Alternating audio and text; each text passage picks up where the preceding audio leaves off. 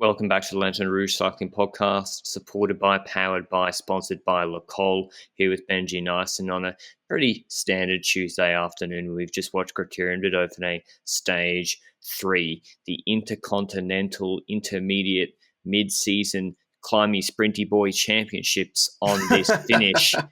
It's the perfect one for it. 172 Ks, got some climbs in the middle of the first half of the stage that won't bother any of the guys here, and then rolling hills that also won't bother anyone. It's all about the final 3Ks of this race. Bit tricky too. There's like a hairpin 270-degree left-hand turn with 2.2 Ks to go that GC contenders will want to be careful to be in the front wheels for in case there's a crash in that corner. It's wide at least. And the final is difficult. It's one of those ones that it was more difficult than it seemed. 2.3 Ks at 3.5%, but the last 700 meters, as Benji said, 5.7 to 6% average gradient, which is not false flat at all. We had Arambaru, Colbrelli, Askren as favourites, but if it's harder, Kwiatkowski and Valverde as pure punchers should be in with a shout for this stage. But we had a break, Benji, and I saw the break. I was like, they can't win. And I was like, holy shit. I said that the last 2 days, but today they really couldn't win, right? Yeah, that's true. Loic Vliegen and Omri Goldstein were in the breakaway. And in all honesty, those riders are not necessarily the ones that are going to bring it home with two in the breakaway, because Loic Vliegen's a strong rider through the Wallonie last year as well. Also did decent on some Ardennes races as well already. And I think in Provence, he also did a pretty good run. But all in all, that break wasn't going to make it if the Peloton actually decided to decently pace today. And it seems like they did. They learned their lesson of the last 2 days, and they did put people at the front end, which teams were mainly trying to get their breakaway caught so that their candidate for the stage victory could go for it. Well, it wasn't Bahrain too much today. I think they were justifiably a bit miffed. I would have been if I was them over the last 2 days, no one helping them. Bora were pacing a fair bit, actually. I think Bora were keen on Purstleberger retaining the yellow jersey for an additional day. So they were showing out at the front quite a lot. Tony Martin was getting some reps in pre-Tour de France on the front. No sunnies, of course, despite the blazing sunshine. Ineos, it was pretty much a team effort from everybody. Lotto Soudal as well, particularly late. They almost caught the break by default. They were all fanned out across the road. It wasn't single file all day like when Haller was pacing yesterday. So pretty much a team effort. And what I was really interested in for this finish was who was going to ride for who. Was Naesen and Van Avermaet, were they going to set up Venturini, or was everyone going to ride for themselves? Would Yoni Zagira try and lead out Arambaru? Would Michael Bjerg, he was on lead-out duties. He was doing a good job, the young Dane on UAE, but was he riding for Christoph or McNulty? And would Ineos free Kwiatkowski? And we got the answer pretty quickly. So Vliegen and Goldstein were caught. Vliegen went up the road, I think, trying to get the combativity prize, caught with 20 Ks to go, and they all pretty much really quick run in. And then actually there was a crash before we get to the finish. There was a crash, Benji. Do you actually see what caused that? I didn't see what caused it because we had a helicopter shot right at that moment and there were trees in the way and we saw a few riders lying on the ground at the back. And the most notable candidate lying on the ground was Guillaume Martin, who actually had a bit of a rip in his shirt at the back. So definitely was one of the riders that hit the ground. And he instantly had two teammates waiting for him. So as leader, that's a normal thing. They were looking after him. They were checking, is his bike okay? Okay, we don't need to give a bike. And the second that he was back on the bike, they pushed extremely hard to bring that back. And because of this crash, there was actually a bit of a split going on in the Peloton. And Guillaume Martin was caught in the second group accordingly, trying to bring that second group back. And it wasn't until like a few kilometers before that hill started near the end that Guillaume Martin was brought back to the group. So a bit of a last-minute save. Crash didn't happen in the last 3 kilometers, so they had to save it. And in all honesty, Cofidis did what they had to bring Guillaume Martin back in the group, to keep him in contention for GC, and they did that perfectly because, well, in that front group, we saw not necessarily that one team was pacing the front group. It was, I think, multiple teams like in a row, a lot of trains next to each other, but the most notable one was perhaps the one that is just trying to keep their leaders safe, and that's Ineos. They always do this. And this time around, they were doing that again. Did you think that there was a chance that they would let Mr. Polish Kwiat off his leash today? No, I didn't. When I saw their formation, I didn't think they would. But before I finish that thought, I just want to mention I saw there's two things from our show partner, Lacole, that I want to mention before they run out. Firstly, LRCP20 for 20% off at checkout. That's the Giro code. It's going to expire pretty shortly. So if you want to get the 20% discount, you can do that without doing any extra effort. But there's also the Lacole McLaren Project Aero Strava Challenge, which means you have to do a little bit of work. You can go into a draw to win the complete Lacole McLaren Project Aero collection if you ride 160 Ks or receive a £50, which is like, I don't know how many euro, Benji. I only know pounds and AUD. It's like 80, 100, 200. I don't know how many Australian dollars that is. Maybe someone can comment down below how much that is. But you can receive that as well for the Lacole McLaren Project Aero Strava Challenge. But on Ineos, speaking of Britain and Lacole, I saw their formation. It was Amador. Then he was flicking, I think, Rodriguez. Rodriguez was at the back. Gegenhardt was at the back. And then it was Kwiatkowski. And they basically used Kwiatkowski for Thomas. But then I thought, well, okay, maybe they're thinking Thomas, he's got like the track background. He has a quick finish sometimes. If he goes with like 800 meters to go and catches people napping, maybe that's what they're trying to set up. But it was mostly, to me, trying to keep Thomas in the first five wheels through the left-hand corner at 2.2. And then it got really hairy. And it's a weird finish. It's weird because there's no defined sprint lead-outs. There's no team with three guys with 2Ks to go, which isn't even that many in a sprint lead-out, but there's no teams with three guys leading out with 2Ks to go. There's no consistent team taking control. It's like Lotto with one rider, bring Wellens forward, and then the domestique drops off. Bjerg brings McNulty and Christoph forward, then he drops off. And it was really, I think Bora were trying to keep Purcellberger up there in case there was a split. And all that hairiness, and it's a wide road, but there's still fights for position.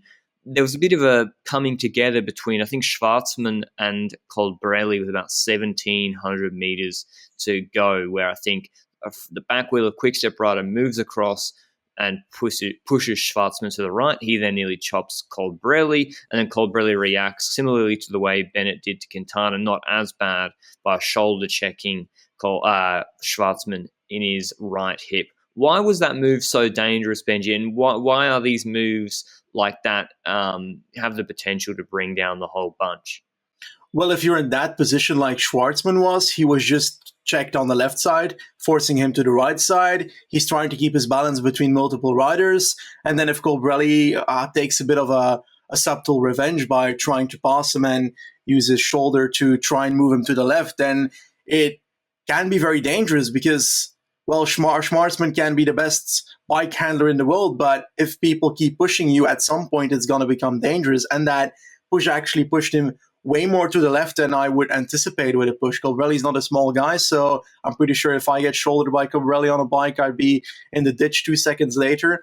But Schwarzman actually had to, he deviated a bit, because of the shoulder barge into his right side, and that caused, a lot of upset with the riders behind, because him moving to the left causes the other rider to have to react, and then the other rider needs to react, and then another rider needs to react. And just like that, 12 riders had to go for a different line than initially planned. And if one of those riders does not react fast enough, then a portion of the peloton is going down then. So Colbrelli with a dangerous maneuver there, in all honesty. And eventually the race continued onwards from that point. He didn't get disqualified. I think Schwarzman came up the right-hand side, and we didn't see, but he looked like he was about to have some pretty stern words with Colbrelli. And we've got a weird finish. It's, as I said, 700 meters at about 6%, and it's actually Aaron Baru who jumps super early, the Astana rider, Benji's favorite rider, jumps early, gaps everybody else. And I think it was Kwiatkowski beforehand who was leading out, and Kwiatkowski was done, but no one was willing to take it up because he's got Colbrelli on his wheel. He's got such a big distance to the line, and Thomas doesn't want to accelerate from there. Maybe he didn't have the legs.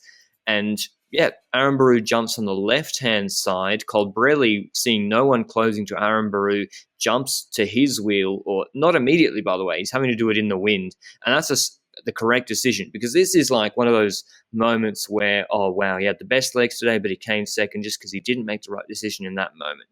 Colbrelli might have thought someone else closed this because we've still got so far to the finish, but he didn't. He jumped across to Aramburu's wheel. Aramburu's weaving around, trying to deny the drag. Eventually, Colbrelli goes round, and it's like the definition of a punch up to this finish. It was harder than we anticipated. They seem to be going much slower, like they're throwing the bikes all over the place, and Colbrelli comes around Aramburu. We saw 50 meters to go. I was like, oh, they're about to cross the finish line. There's still seemingly another 10 seconds left, and Colbrelli wins easily. Once again, the man with the best legs in the finish 3 days in a row, second, and today first, finally, after there was no breakaway. So a really dominant win from Colbrelli. What I want to ask, Benji, I'll do the top 10 first. Sorry, I always do this, make this mistake. I'll ask Benji the question. Colbrelli first, Aramburu second, big gap after Aramburu. Brandon McNulty third. This is why this is such a bizarre finish. This top 10 is so odd. McNulty third, Sturven fourth, Kelderman fifth, Venturini sixth, Barbero, Russo, Wellens, Askren 10th. The big man missing out is Valverde in 11th. I mean, looking at how hard this finish was, I can't believe he didn't come top three, particularly when you see McNulty up there and Kelderman in fifth. He's got better punch than them, one would think. But my question is, Benji, to you, is Colbrelli a different level this year? He's not a man that's won a lot of World Tour races regularly in the past. Romney has won and he's won here. Is he a different level, or are we just missing riders like Alaphilippe, Up and Up, Mathieu van der Poel, who one would think would be cleaning him up on this sort of finish? Well, a combination of both. First of all, it feels like he's finally found what he wants to try and ride for these punchy, hilly stage sprints. And he actually mentioned that, I think, a few weeks ago in an interview, that he feels like he might have finally found what he's good at. But I've got the feeling that we've known for quite a while that he can do this. I think he won Brabantse Pijl 4 or 5 years ago. I don't remember which year, but that was impressive. A group of 8 with the likes of Philippe Gilbert when he was still at a decent hilly level. And Colbrelli just basically destroyed that group in the final sprint after them being the stronger riders in that stage, basically hill-wise. And it's not the first time. I just feel like he's tried a lot to be a pure sprinter in just flat finishes, and he's played out a lot like that.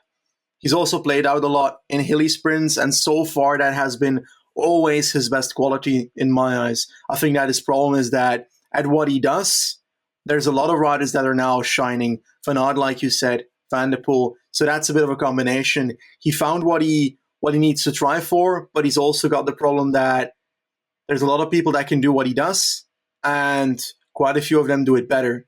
Nonetheless, I really enjoy seeing Colbrelli. I feel like he's one of the sprinters that can climb the best just in general over hills. It's not necessarily just a final hilly sprint. He can also get over hills. And that's just compared to, for example, Fabio Jakobsen, who is still on his comeback. But I think the Koenig said this morning that this is a stage they're going to pull Jakobsen for. But when I looked at the parcours, when I knew what the finish was like, there's no way in hell that Jakobsen can finish here in the top 5 unless he suddenly is a puncher, which is unlikely. So I find that a very weird choice by the Koenig on this stage, for example, while a team like Bahrain knows that with Colbrelli, they've got a perfect option to try and take the stage here. And Colbrelli was by far the strongest today. I think Aramburu, I'm not sure I'm not sure what to think about him going early yet.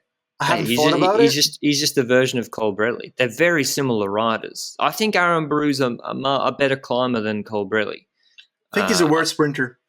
Yeah, for sure. Flat sprinter, Colbrelli is quicker, but I think Aramburu's got a bit something different to his game. I think Colbrelli and Matthews are very similar sort of riders. And when I mentioned, I'm looking at his Palmares, Colbrelli now, Benji, he hadn't won a World Tour race since 2018, Tour de Suisse Stage 3. Oh, yeah. And then Romandy was his first World Tour race. Now Dauphiné, probably his biggest ever stage race win, I think. Brabantse Pijl's not World Tour, but I kind of rate that more almost. Did he never win a Giro stage?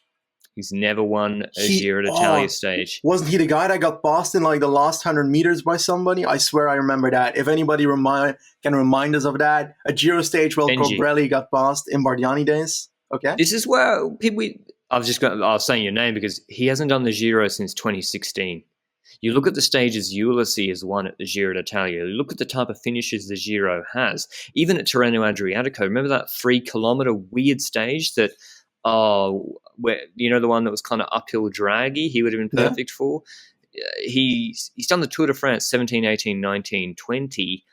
It just seems like his Palmares have been ruined a little bit by being sent to the wrong races. It doesn't suit him. He's been a worse version of Sagan, right? At the Tour. He's not as good as someone like Sagan. So even if there's a perfect stage for him, there's been Peter Sagan who's like, or the Vuelta. He's done the Vuelta 0 times. So I feel like this is maybe a topic for the off season. Someone write it down. Rider Palmares and race allocation for riders can have a massive influence on how much they win. And we're seeing here that, at the Dauphiné with these sort of finishes for Colbrelli, perfect for him, the Giro, we think. But Aramburu, Benji, what do you think is his sort of upside? Do you think he's a stage racing attacker? He won it from Basque Country from like an attack, not really a sprint. Is he a worse version of Colbrelli or different, as you said? I think he is pretty all-round because we've had that stage in, I think it was Provence, where Ballerini won on an uphill section at the end in a sprint. Aramburu came third, if I recall correctly, in that stage, which means that this type of stage like today is definitely within his book. This is what he can do. But so far, he's always found someone that is better in the races that he's doing it in. And he's also an attacker because in the Vuelta, he's gone into multiple breakaways before. He's very attacking in that sense. He's got the qualities in descending to try and ride away in the last 2 kilometers from a group. But the problem is that every single time he seems to run into someone that is better than him at what he's doing. But with the growth that he's showing since the days that he came from Caja Rural, it's insane. Like, I'm expecting more from him. And I think that Aramburu, like, bias aside, genuinely, I believe that Aramburu can win a Vuelta stage. And I believe that Aramburu is perfect to send to every Vuelta in his career. Just like Colbrelli should have gone to a Vuelta by now. Because Aramburu will likely do so because he's Spanish. So I'm guessing that as a consequence, he will likely be in the Vuelta quite a lot of times in his career mode. In his career. Wow. And that's what's crazy, Benji. You're talking about race allocation. I think Colbrelli is better than Magnus Cort. I think he's quicker than him. I think he's generally been better than Magnus Cort. But Magnus Cort gets sent to the right races. He's got at least three Vuelta stage wins. He's got a Tour de France stage win, Paris stage wins, multiple, including this year. He's just a guy that they send him to the right races when he's on EF and previously at Astana, and he's able to win those climby sprinty boy sprints like Colbrelli today. But that's probably enough on climby sprinty boys. Tomorrow is the TT, 17 Ks long, 320 meters of elevation gain in this TT. It is constantly up and down. We have an intermediate time check, 7.5 Ks in. The climbs are 700 meters, 6%, 2.4 Ks, 4.5%. Little rolling ridgeline, then a K at 4%, 1.4 Ks at 4% to finish. I see this clearly between two riders for the stage, McNulty and Thomas, Benji. And I've got McNulty slightly ahead. Ooh, who's your pick? I'm going to say Kasper Asgreen as my pick for this stage. He had a good time trial in that race that he did where Hayter won that climb. Was it Algarve where he won the time trial, Asgreen? He's done good rolling hills time trials in the past. Thomas, indeed, and the other pick you just mentioned, McNulty, are ideal for this. But I feel like Asgreen should be mentioned definitely as a potential co-favorite, personally. That's a good call. I was saying, what the fuck are you thinking? And I look at, he's in the last month, he's won this Algarve TT, 20 Ks long. It's got a climb 5 600 meters at 5.3% and 500 meters at 7.2%. I dare say it doesn't have as much climbing that's true. as tomorrow's. It's got more two punches. But yeah, Asgreen, that was a 51k an hour average TT. I just think McNulty at Basque was lovely. He beat Thomas at Catalunya in the TT. So if he hadn't, and I'm basing it because he came third today. Because if he hadn't come third today, I would have been like, oh, what's his motivation like? What's his legs like? Stage 1 got dropped. I know he had the mechanical, came back, but still not good signs. But third today, he's clearly up for it. He's never won a World Tour race. He hasn't won since, I think, Giro de Sicilia GC in a stage in 2019. He'll be wanting to get a World Tour win. And I think, McNulty tomorrow. And Thomas for GC, surely Barta? Thomas.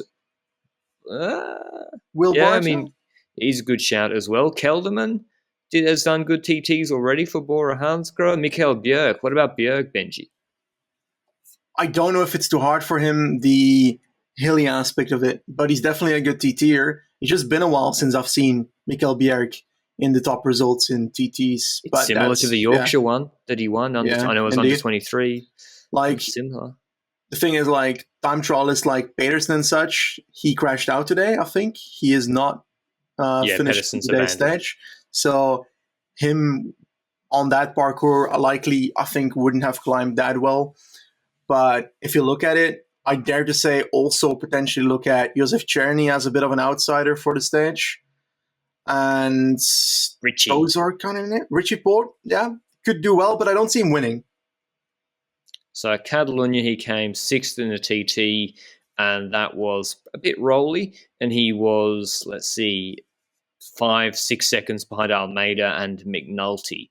And then Thomas had a bad TT. I think he was 13 seconds behind Richie Port. So, maybe Thomas wasn't motivated. But, I see it as Port and Thomas will be the best of the GC men, in my view. And Kelderman probably the third. Kruijswijk. I mean, Kruijswijk did a good TT at Catalunya too. I don't know. I think it'll be a really interesting time trial. Just more data points ahead of the Tour de France. Another rolly TT, similar to some of the ones we've got in the Tour. It's just an interesting TT. But I'll be going with McNulty. But I don't know what the betting odds will say about that. But Dauphiné's been better today and more interesting tomorrow. And then after the last two stages, and then. And then we've got the mountains coming up. We've got some nasty mountains. And then Tour de Suisse. And then Slovenia, perhaps, if Roglic actually flies over there suddenly. Well, apparently Mathieu van der Poel's doing the Tour de Suisse, Benji. I didn't know that. But Van der Poel's doing that's Swiss. Cool. And maybe Pidcock, so he or she will be doing it. So, I mean, if anyone's got a spare moment, you've had a look, Benji. What's the parkour looking like at Swiss? Well, I haven't looked at every stage, but I know that stage 6 and 8 are pretty heavy mountain stages. And those ones are special because one takes the same parkour from the one side and the other one just goes in the opposite direction and takes the entire parkour as well. So it's kind of really fun to see the San Gotardo climb that we saw in Tour de Suisse also before, I think, the finish in Andermatt on stage 8. So looking forward to that. But first of all, let's try and enjoy Dauphiné as a separate buffet. Indeed. All right, we'll see you with the recap of the TT tomorrow, everybody. Ciao.